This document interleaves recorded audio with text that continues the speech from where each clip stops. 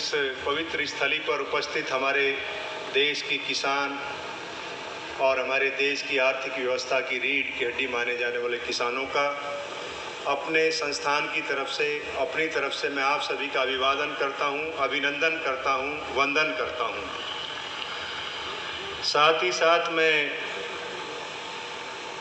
अपने साथ मंच पर आसीन डॉक्टर रणधीर सिंह, सहायक महानिदेशक कृषि प्रसार, भारतीय कृषि अनुसंधान परिषद, दिल्ली सरकार में विकास आयुक्त श्री मधुक व्यास जी, हमारे साथ उपस्थित कृषि विज्ञान केंद्र पानीपत से आए डॉक्टर गर्ग साहब, दिल्ली गवर्नमेंट से जॉइंट डायरेक्टर एग्रीकल्चर सैनी साहब और हमारे संस्थान के कर्मठ वैज्ञानिक डॉक्टर हसन जी, मैं आप सभी का भी अभिवादन करता हूं और अभिनंदन करता हूं। आज का ये जो एक दिवसीय कार्यक्रम राष्ट्रीय बागवानी अनुसंधान प्रतिष्ठान द्वारा इस पवित्र स्थली पर आयोजित किया गया, मैं इसके लिए NHRDF के निदेशक और उनके सभी संभाग के जो साथीगण हैं, आपका बहुत बहुत धन्यवाद करता हूं, आभार करता हूं कि आपने भारतीय कृषि अनुसंधान परिषद द्वारा इस पोषित कार्यक्रम का आयोजित दिल्ली के इस क्षेत्र में आयोजित किया, जहां पे अभी हमारी कृषि सजीव रूप में देखने को मिलती है। सामान्यतः किसान भाइयों, आप हमसे सहमत होंगे कि दिल्ली के अंदर एक अवधारणा का विकास हो गया है कि दिल्ली के अंदर किसान नहीं है, दिल्ली के अंदर खेती नहीं है।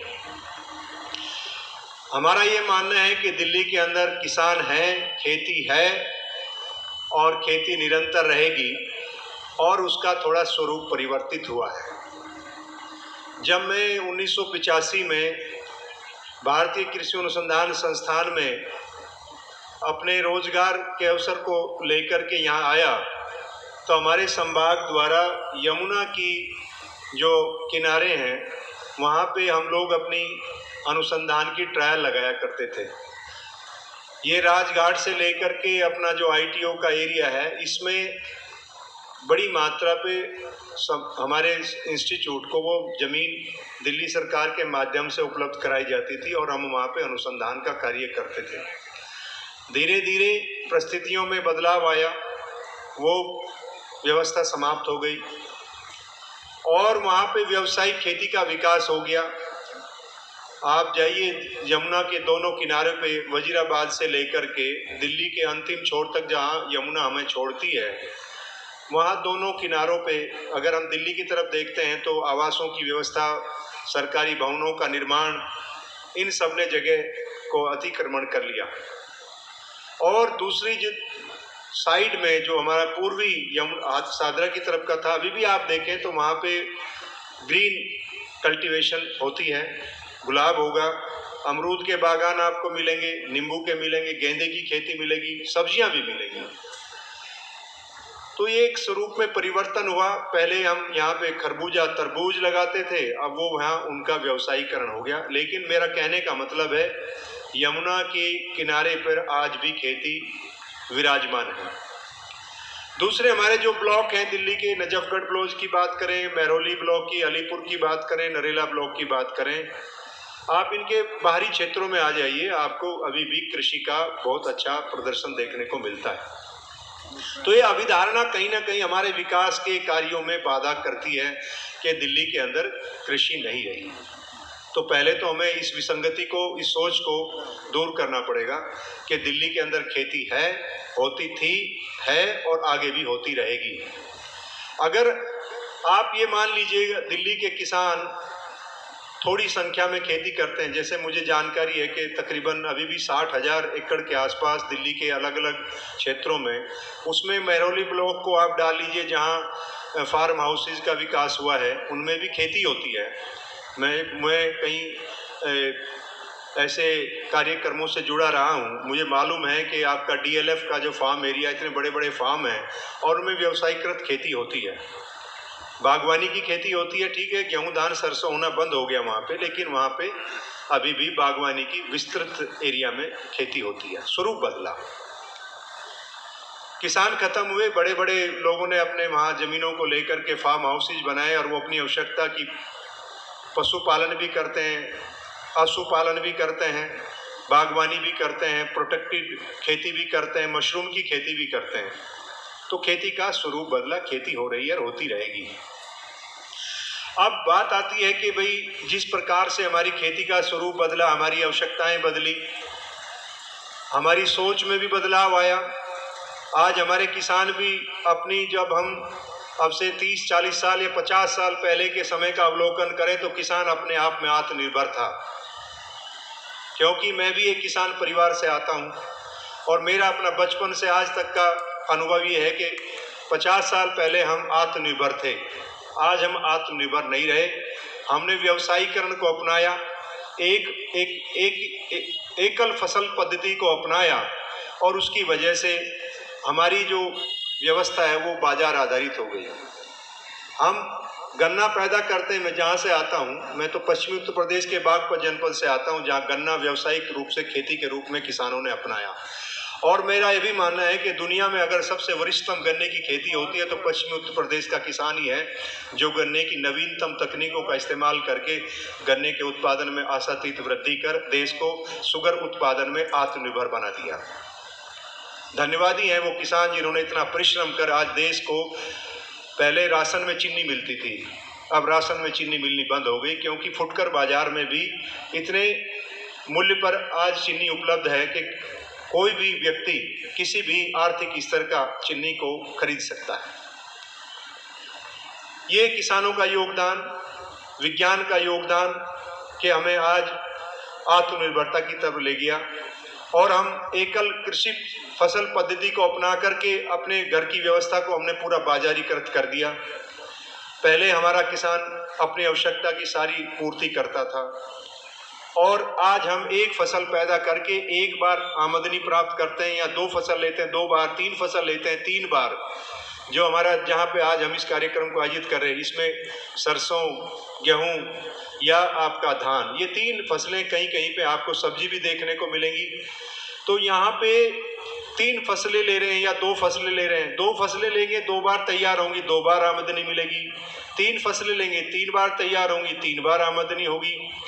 और अगर ऐसी फसलों को अपनाएंगे जो कम समय में तैयार हो जाएगी और आपको निरंतर आमदनी मिलेगी।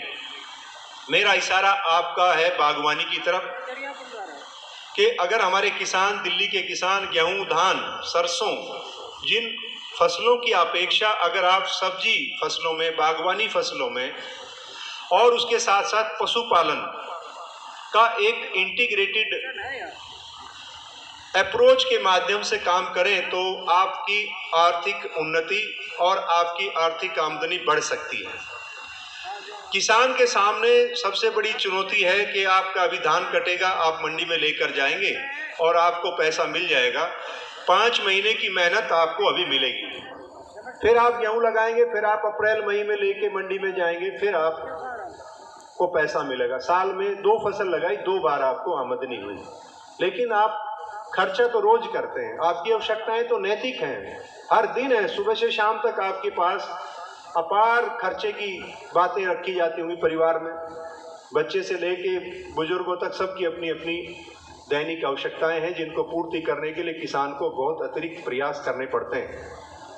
तो अगर आप ये समझते हैं कि हम गेहूं धान की पद्धति से खुश हैं, ये आपकी सोच है और इसमें कोई असुशोक्ति भी नहीं, क्योंकि सरकारों का योगदान रहा, इसमें MSP की व्यवस्था है, आपको बाजार निर्धारित है कि कितने मूल्य पे आपको अपने उत्पाद बेचने का अवसर मिलेगा। ये दूसरी बात है कि कितना खरीदा जाता है, नहीं खरीदा जाता, देरी से खरीदा जाता है या उसमें बहुत सारी कठिनाई है, उनका अवलोकन हम आज इस कार्यक्रम में नहीं करेंगे। मैं ये इसलिए कहना चाहता हूँ कि आपने गेहूं धान को इसलिए अपनाया क्योंकि आपको एक बाजार मिला। और मैं बागवानी को इसलिए कहना चाहता हूं कि आपको हर दिन आमदनी मिले, हर अल्टरनेट डेज पे आमदनी मिले और आप किसी की तरफ देखने के मोहताज ना हो। और दिल्ली के आप इतना निकटतम जगह पे हैं कि आप दिल्ली के किसी भी कोने में 3 घंटे में दिल्ली में इधर से उधर आप अपने उत्पाद को बिक्री कर सकते हैं। और मैं आपका उल्लेख करना चाहूँगा, हमारे साथी हैं, किसान भाई हैं सत्यवान जी, हम इनका बहुत बार उल्लेख करते हैं।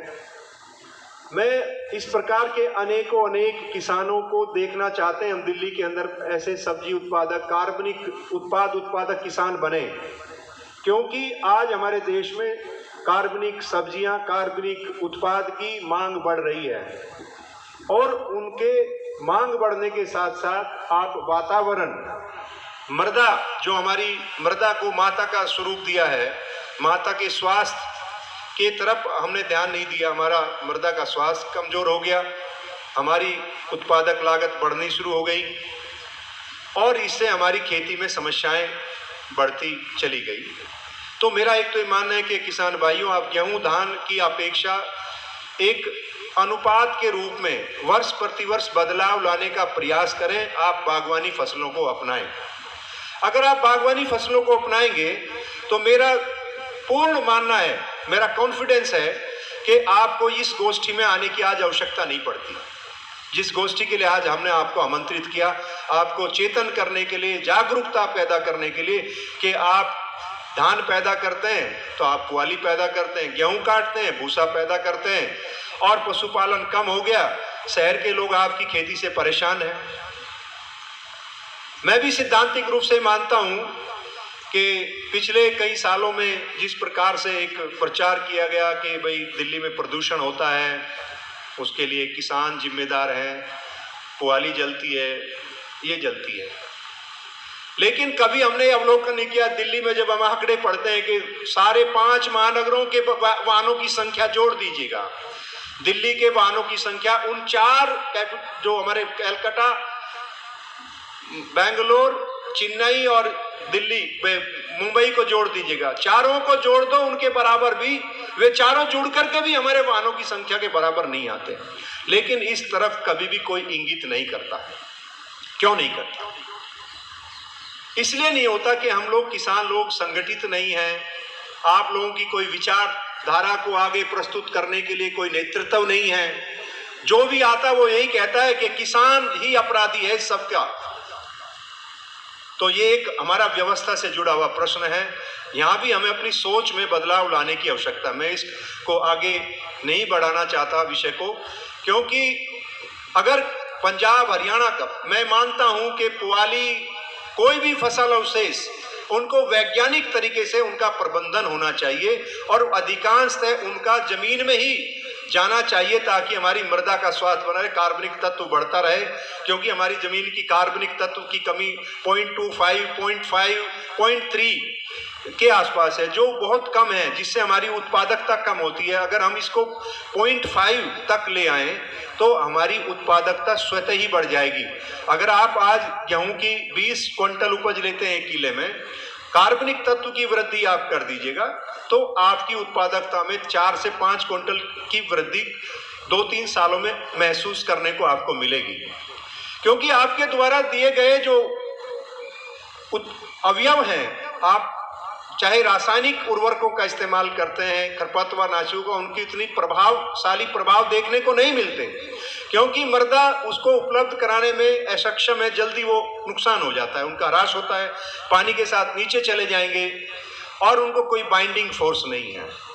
इसलिए कार्बनिक तत्व का जमीन के अंदर वृद्धि करना बहुत ही जरूरी है। जब हम कार्बनिक तत्व में वृद्धि करेंगे तो बात आती है हमारे जो ये फसलों के अवशेष हैं, इनको हम कैसे अपने खेत में पुनः फसल लेने के बाद उनको दोबारा खेत में ही पहुंचाएं।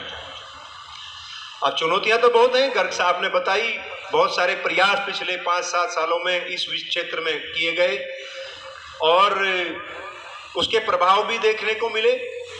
टेक्नोलॉजी का विकास हुआ, हमारे संस्थान ने ही 1509 धान की किस्म विकसित की जो 118 दिन में तैयार हो जाती है। उत्पादकता बहुत है और बायोमास कम है, तो किसान का बायोमास का वजन घटा। तो टेक्नोलॉजी के विकास में जो वैज्ञानिकों द्वारा कार्य किए जाने थे उस दिशा में बहुत सकारात्मक कार्य किए गए, तो उसका प्रभाव हुआ कि आप लोग धान की बेहतर उपज ले पा रहे हैं, गेहूं की बेहतर उपज ले पा रहे हैं। लेकिन जो आज का जो चिंतन मंथन करने का विषय है ये है कि भाई किस प्रकार से आप लोग अपने खेतों में फसलों के अवशेषों का प्रबंध करें यांत्रिक तरीके से और अपनी मृदा को मजबूत करें ताकि आपको भविष्य में ये उतने नहीं उससे बेहतर उत्पादन देती रहे। तो ये हम सबके लिए एक सोच का विषय है। शोध इस पे बहुत हुए हैं। डॉक्टर हसन ने बताया हमारे संस्थान ने एक कंसोर्शियम तैयार किया, उसका यहाँ दिल्ली गवर्नमेंट के सहयोग से उसका प्रदर्शन भी किया, उसके सकारात्मक प्रभाव भी देखने को मिले, उसको और व्यापक स्तर पे इस्तेमाल में लाने की आवश्यकता है।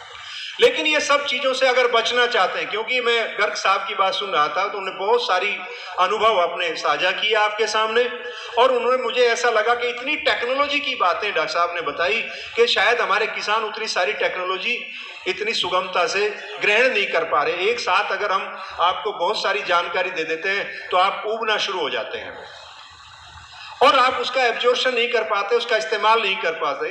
तो इनके इस्तेमाल को अगर देना है तो हमें धीरे धीरे, जैसे हम कहते हैं ना बारिश, जिस तरह से बारिश धीरे धीरे बारिश होती तो बारिश का पानी जमीन के अंदर जाता है, और जब बारिश अचानक से 2 घंटे के अंदर 165 mm पानी गिर जाता है तो सारी दिल्ली पानी में डूब जाती है, क्योंकि ना तो हमारे ड्रेनेज सिस्टम इतने मजबूत हैं और हमने सारी दिल्ली को पत्थरों से ढक दिया विकास के नाम पे कि वहां पानी जाने की व्यवस्था ही नहीं रही।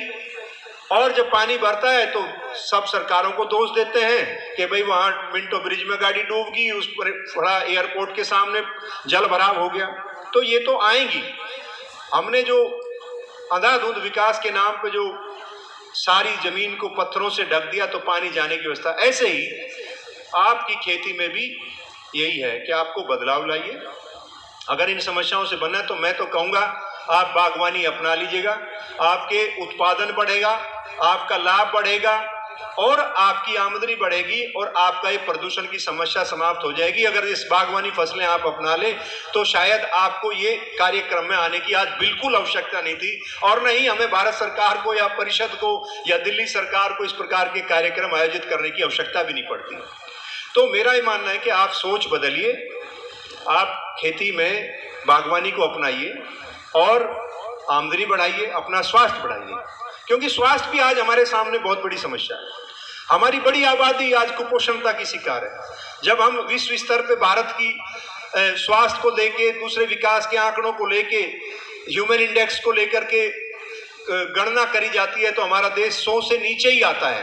पिछले 10 सालों से हम देख रहे हैं कि भारत जो है 100 का आंकड़ा पार नहीं कर पा रहा। इतना बड़ा देश, इतनी बड़ी आबादी, इतनी विविधता, इतने धर्म, इतनी बड़ी राजनीतिक व्यवस्था, लेकिन उसके बावजूद भी हमारी गणना जो है 100 से नीचे आती है। तो हम सबके लिए गंभीर विषय है, कैसे हम 100 के आंकड़े से ऊपर आए।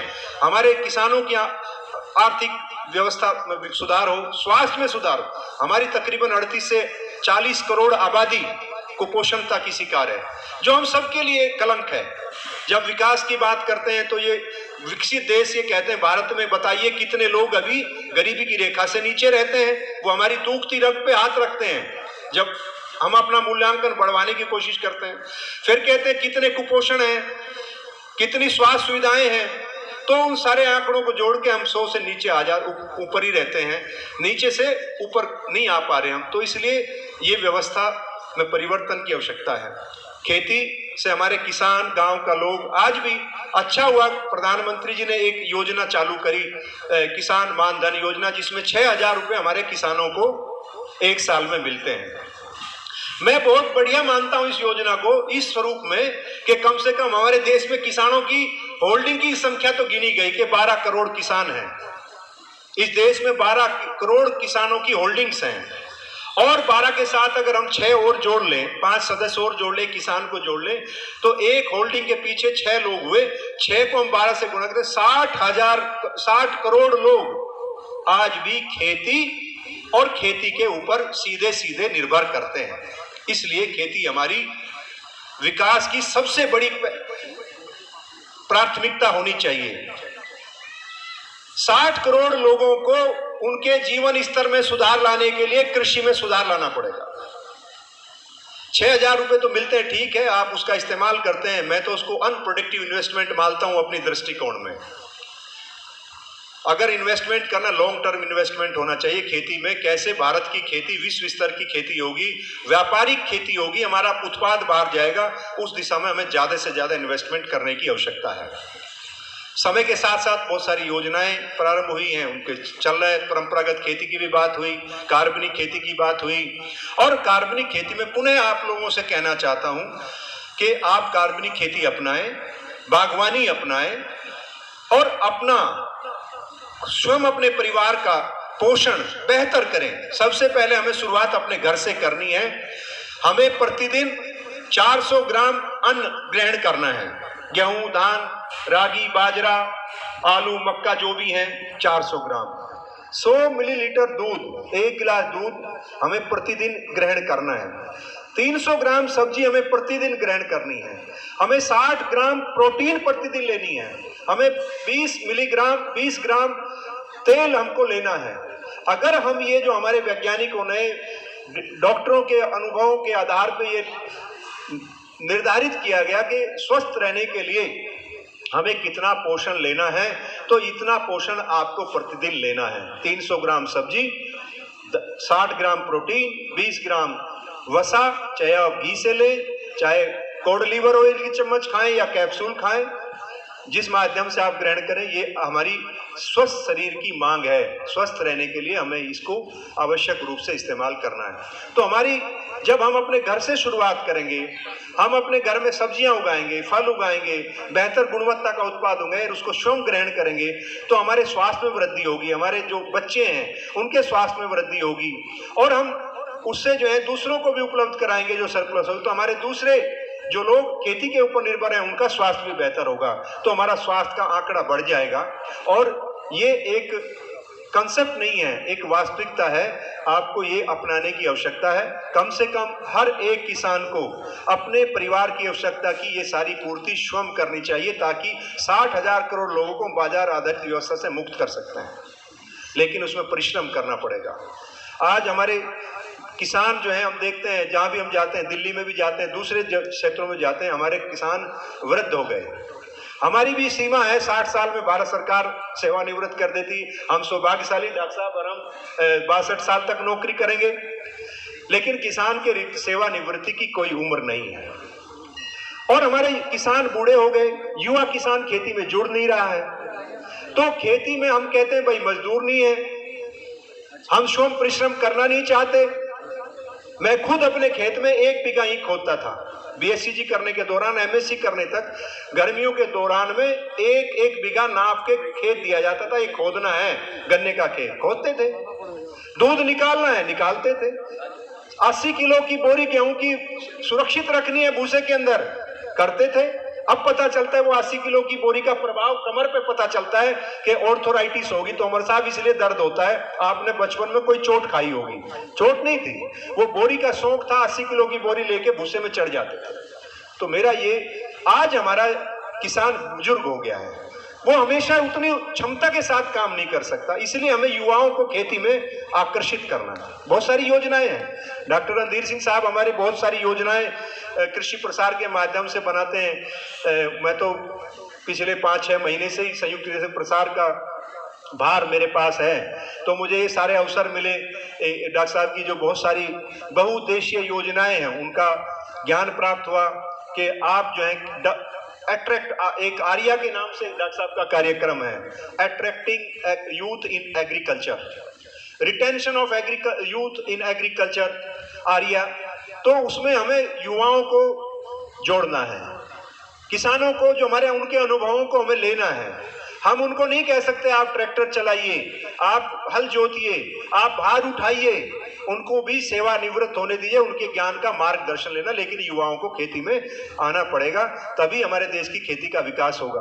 कृषि में बहुत सारी नई नई टेक्नोलॉजी का आविष्कार हुआ, उसका इस्तेमाल करके हम अपने उत्पादन को बढ़ाते हैं। तो युवा को अट्रैक्ट करने के लिए, दूसरी आप बड़ी विसंगति में बताना चाहता हूं, आज हमारे देश में जितने सारे बड़े बड़े इंजीनियर विदेशों में नौकरी करके कमा करके वो खेती शुरू करना चाहते हैं, और हमारे खून खून में रग रग में बसा हुआ खेती कैसे होती है, और हमारे बच्चे खेती को छोड़ के जा रहे हैं।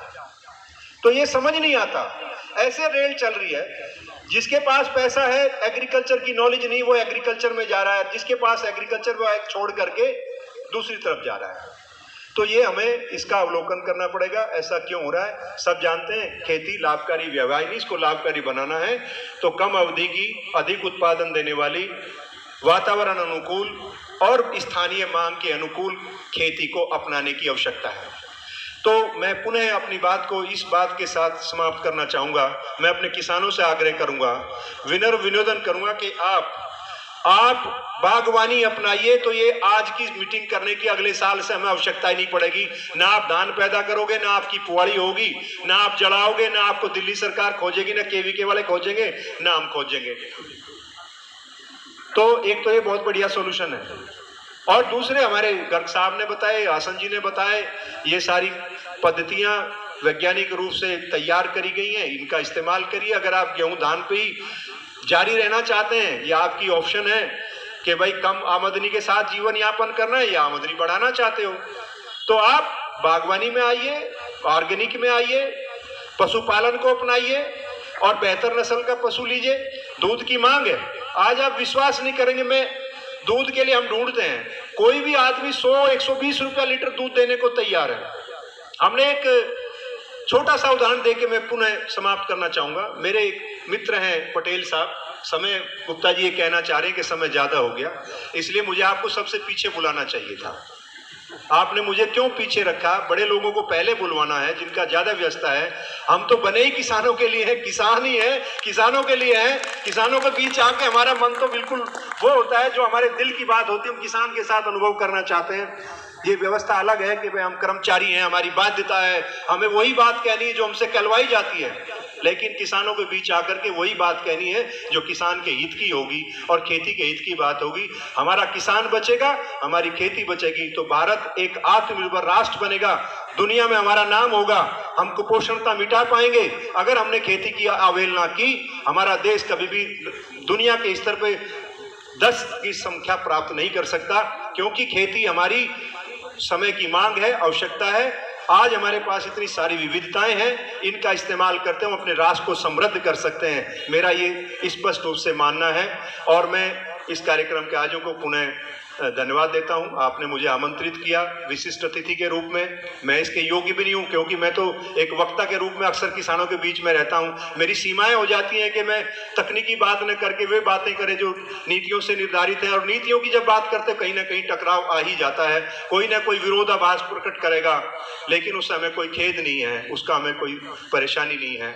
हम किसान से जुड़े हुए हैं, किसान के परिवार में पैदा हुए हैं, खेती पढ़ी है, खेती करते हैं, इसलिए हमारे सपनों में जब भी किसान आता है तो किसान ही आता है। हमें कभी सपनों में हेमा मालिनी दिखाई नहीं देती, हमें गाय दिखाई देती है, पशु दिखाई देता है, या अपने वे किसान दिखाई देते हैं। कल पितरों का अंतिम दिन था, कल बहुत सारे लोग आजकल पितरों को मानते हैं, कल पितरों का अंतिम दिन था। ये मेरी अपनी पारिवारिक व्यवस्था की मैं बात बताना चाहता हूँ। मधु जी, मैं आपके समय का एनकोर्चमेंट कर रहा हूँ, डॉक्टर साहब भी सोच रहे होंगे तोमर साहब क्यों।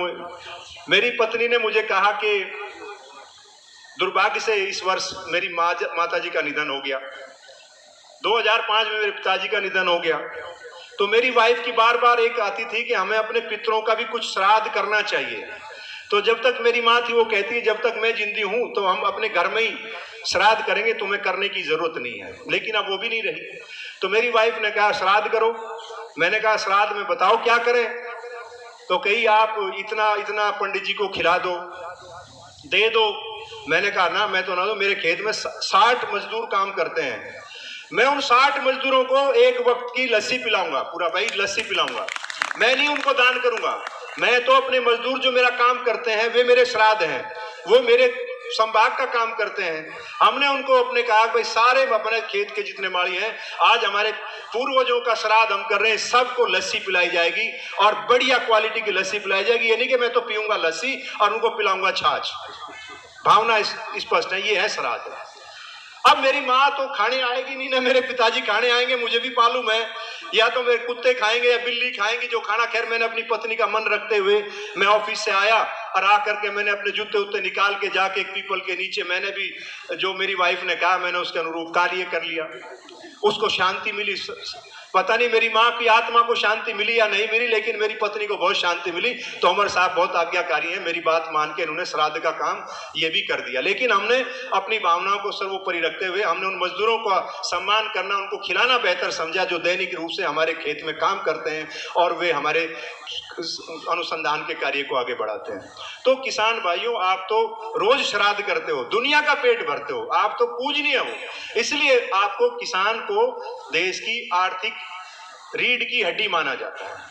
यही मेरा कहना है। इनका सम्मान होना चाहिए, इनका मान होना चाहिए और इनका विकास कैसे हो सकता है उसके बारे में हमें पुनः बार बार चिंतन करने की आवश्यकता है। कैसे हम युवाओं को खेती में जोड़ें, उनको खेती को लाभकारी बनाएं। बहुत सारे कार्यक्रम हमारी परिषद चलाती है, इस दिशा में काम करते हुए मैं आपका, गुप्ता जी और अभी मंच पर उपस्थित सभी महानुभावों का पुनः मैं क्षमा चाहता हूं। मैंने आपका समय ज़्यादा लिया और किसान भाइयों का विशेष रूप से मैं धन्यवाद करता हूं, नमन करता हूं कि आप लोगों ने मेरी बात को शांति से सुना, धैर्य के साथ सुना। मेरी बात अच्छी लगी तो अपना लीजिएगा और अच्छी नहीं लगी तो भूल जाएगा कि तोमर साहब आपके यहाँ आए ही नहीं थे। धन्यवाद।